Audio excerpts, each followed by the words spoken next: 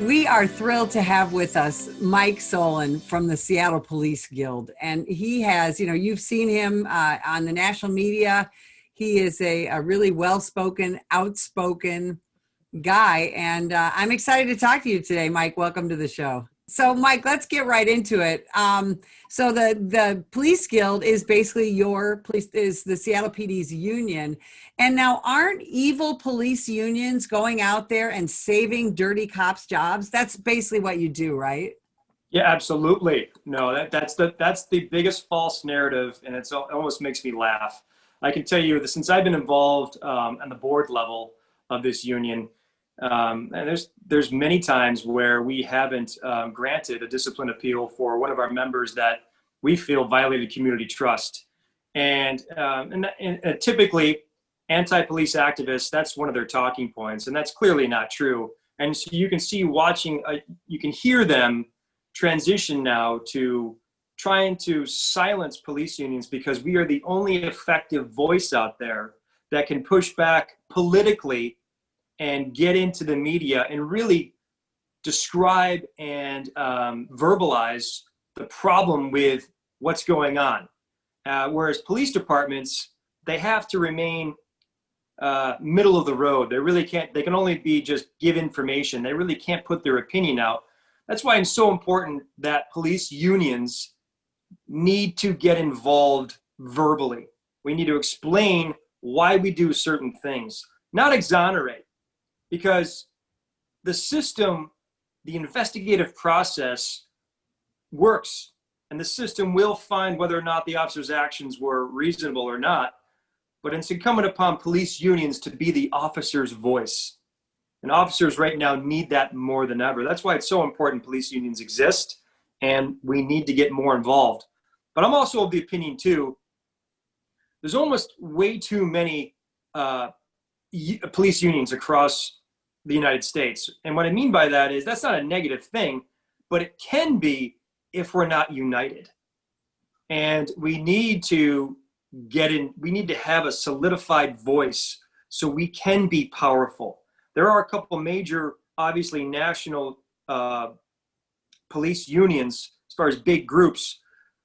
But man, we really need to get on the same page, not just nationally, but across every state. There cannot be egos involved. We need to really have one mission, and the mission is to protect cops. Now, does the Seattle Police Guild, do you have a parent organization? Well, yeah, we do. We belong to United Coalition of Public Safety. Okay. It's mostly big West Union police unions, such as San Francisco, Los Angeles Police Protection League, Sacramento, San Jose. The list goes on and on. We have Omaha, Nebraska. We have the New York Sergeants Benevolent Association with the NYPD. They're fantastic. They're an excellent organization. Yeah, and we are growing. And we're trying to, UCOP started in 2017. The premise was to get a narrative out there, more of a positive approach to policing. And I want us to see us bolster that voice. But right now we're almost all just trying to still be in reaction mode because all of our cities are under siege. And if we could all just get on the same page with the same message, then we could really be a powerful voice for our communities across the nation and stand up to this, what is a significantly assault on our republic, and in particular the police officers who serve and protect all of us. And if these activists, these Marxists, are able to win and silence police officers, our unions, there's going to be no stopping them. And that's why it's so important now more than ever, we all get involved in the communities that back us, which I believe are the ignored majority, the reasonable communities across our entire nation. And we saw that here in Seattle, though. There's a significant support network in Seattle for reasonable people. And when we have 185,000 signatures on our petition at stopdefunding.com due to this nonsensical activism with people that support defunding, that people are pushing back. And that's what gives me hope. Even when we have a radical city council that are completely anti-police here in Seattle, I still feel as if the Seattle community supports us significantly, and people are scared and they're looking for leadership. And that's why I think it's so important. Police officers, and more importantly, police unions, need to galvanize, and we need to push back, but do it professionally. And I think we're doing that. Well, Rasmussen recently came out with a poll that said the majority of voters that they polled don't want their police departments defunded. They want more police officers. And I thought what was especially telling about that poll was I think it was 83% of Black potential voters in that poll said, we don't want less cops, we want more cops. And I think that's what you're seeing in Seattle, right? With your almost your silent majority of citizens. Yeah, absolutely. And the biggest proponent of policing are those most impoverished and crime-ridden neighborhoods in the inner cities of America, and particularly in Seattle, are those communities. They want police. They understand that if you do not have police, there will be lawlessness. And that's what we're experiencing. Our homicides are spiking right now, and crime is really rising high.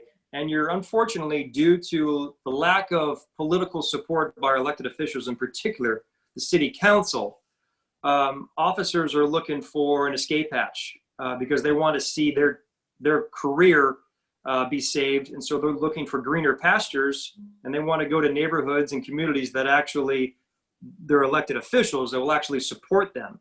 And so I think a year from now, we could see a significant reduction in the Seattle Police Department force, probably 400 to 500 people down. And that would take years, a decade at least, to recover.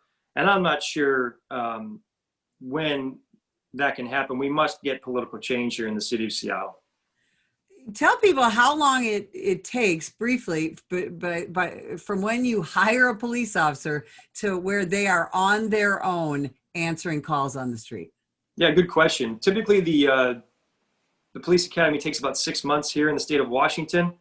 And then you're put into what they call a post basic law enforcement officer academy here in Seattle. Seattle PD runs it. And it's basically a workup of Seattle Police Department policies and manual sections and Seattle law.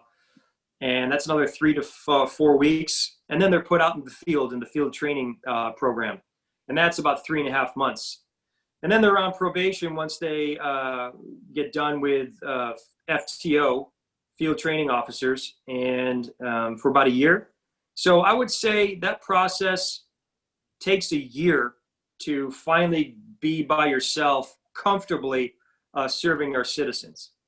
And that's the thing. I want people to understand that there's all these calls for police need more training and all that. I have trained at your academy. I have trained in the city, and I've trained a lot of Seattle cops. And your police officers and your training is some of the best in the country. You are trained in so many different things. Seattle PD is so professional in what they do. And Seattle PD has been dealing with riots and protests, both peaceful and non-protests, non-violent protests, for decades. And you guys know what you're doing, you know how to deal. But then post George Floyd, we had the Summer of Love and Chop Chaz. What really happened there, Mike? Well, to your earlier point, we are the most progressive agency, I believe, in the nation, and we lead in training. And I'm very proud to say that. I'm very proud to be a Seattle police officer. As I have trained officers across this state for years with SWAT team tactics, I see the caliber of officers that actually take this role in the Seattle Police Department to be above most agencies. And that's why there's so many agencies now wanting to recruit officers who are looking to leave Seattle because of lack of support. Yep. And so we transitioned to what occurred in Chaz Chop. Unfortunately, that became a really political decision that I believe divided our city. And the decision to leave the East Precinct, I think, was done for safety reasons because officers were getting hurt and there wasn't political support. And the council was transitioning, which was a national talking point, which is defund, right? And it's a national movement. And Oh, you and I yes. both agree, these riots, these demonstrations, they all have the same message. They all, I think the end game is to abolish police and significantly hamper our ability to serve our citizens. And they feel as if they divide us, between us and our community, they win. So Chaz Chop experience, basically that failed experiment as it was a direct cause of us leaving the East Precinct. And it became a 6-block area of a city in the United States of America where police couldn't even go into. Obviously, crime spiked, and the biggest tragedy in this whole thing was the crime. And most significantly, that impacted Black human beings. Absolutely. You had a couple of homicides, right? Exactly. We had 2 homicides, 6 shootings, attempted rape. I can't tell you how many robberies and assaults that occurred. But here's the thing, is that 6-block area was patrolled, if you will, by armed people. And that is directly violates what they're screaming about, is that they don't want a fascist society, but what they're doing, they're the fascists. They're prohibiting people from filming there. They're screening people to come in. They put up their own wall. I mean, for me, it's just the height of hypocrisy. And the fact that our city council blamed police officers for assaulting protesters in the Battle of the East Precinct is absolutely unconscionable. And you and I both know that Antifa type of people embedded themselves in these demonstrations and then directly started to assault police officers. And so that's where the messaging got lost, where police were being blamed as far as chemically violating and assaulting peaceful protesters. But you and I both know that activists embed themselves into those demonstrations and steal the narrative for George Floyd.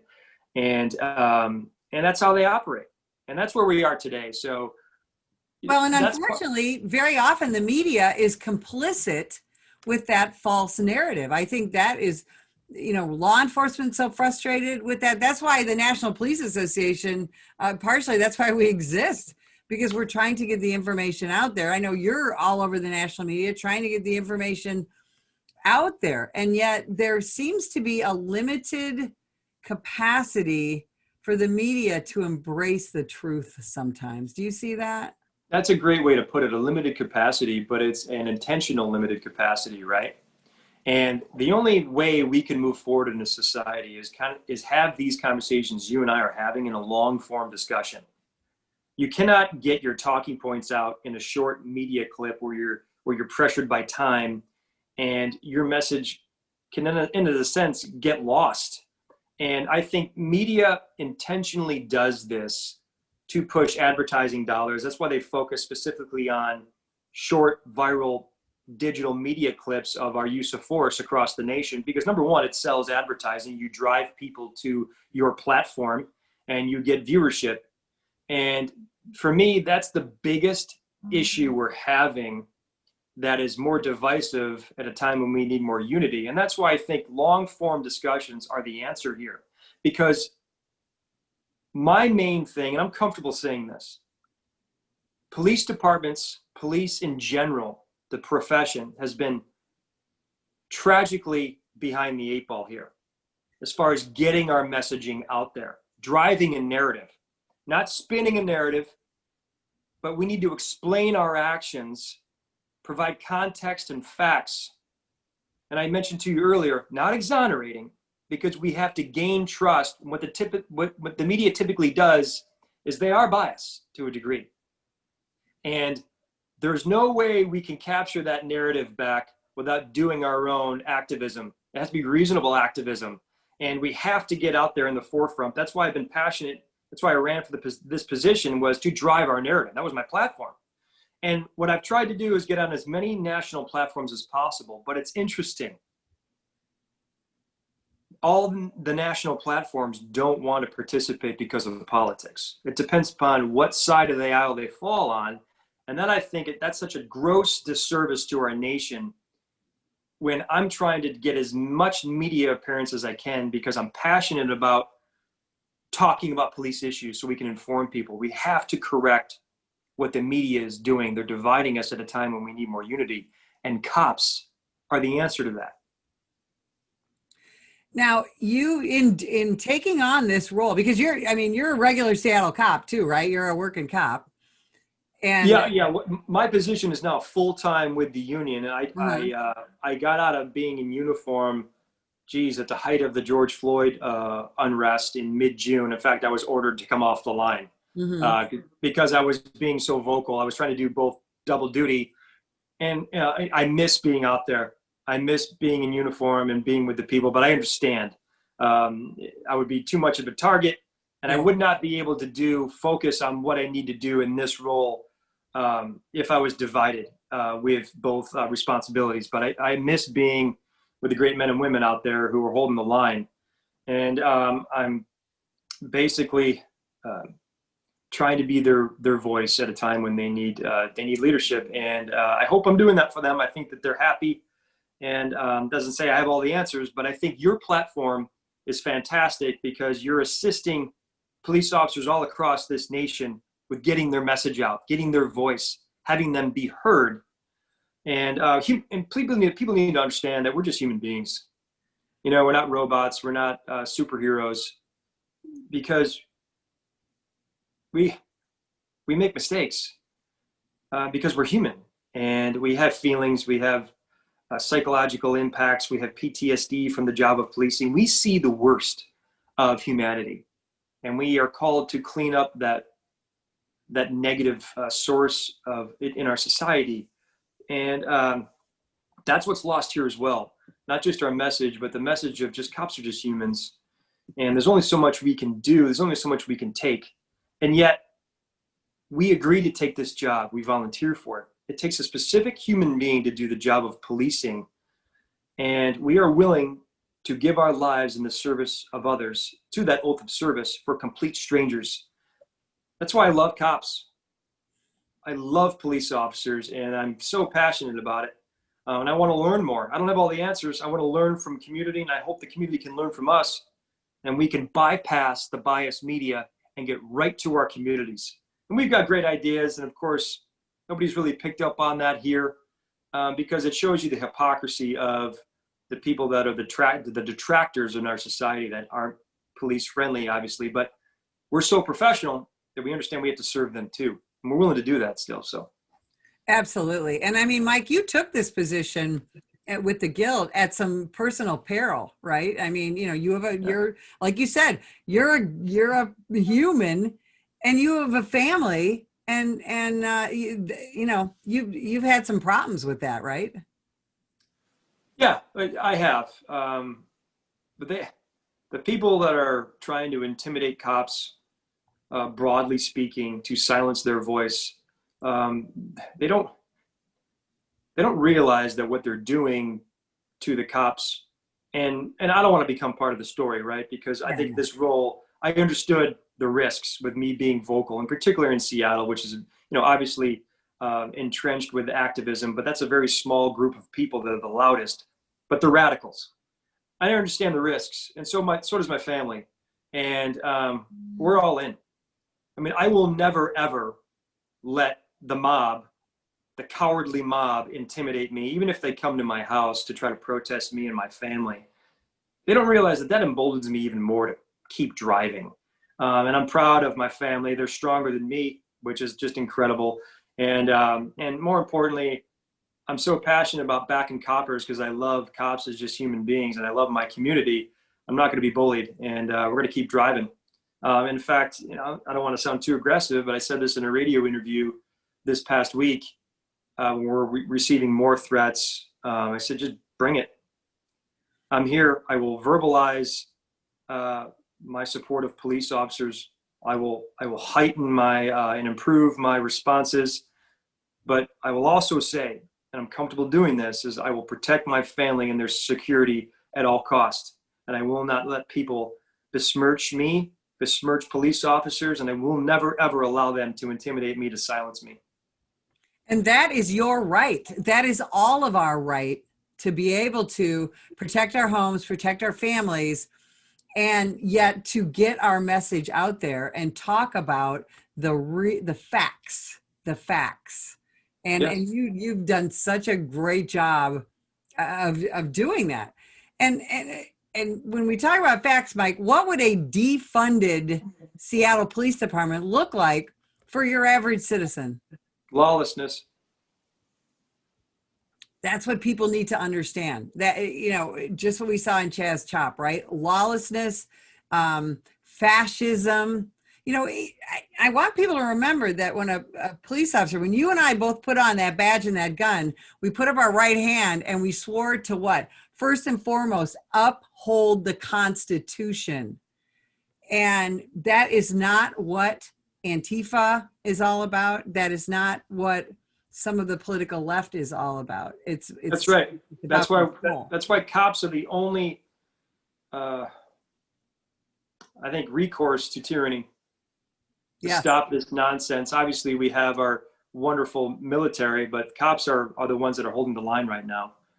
And we can't let it get more violent. We have to keep driving. We have to keep serving. That's why I'm constantly tagging it in my Twitter account at Real Mike Solan, hashtag hold the line. That's why, that's why the battle for the East Precinct, and one of my pictures is, which I think is fantastic, a picture of a drone at 11th and Pine of officers in a line, and there's about 10 feet of distance between basically the mob. And it's so incumbent now more than ever that police officers keep serving. Because if we don't, we're going to lose this nation. And I do not want it to devolve into more chaos and more violence.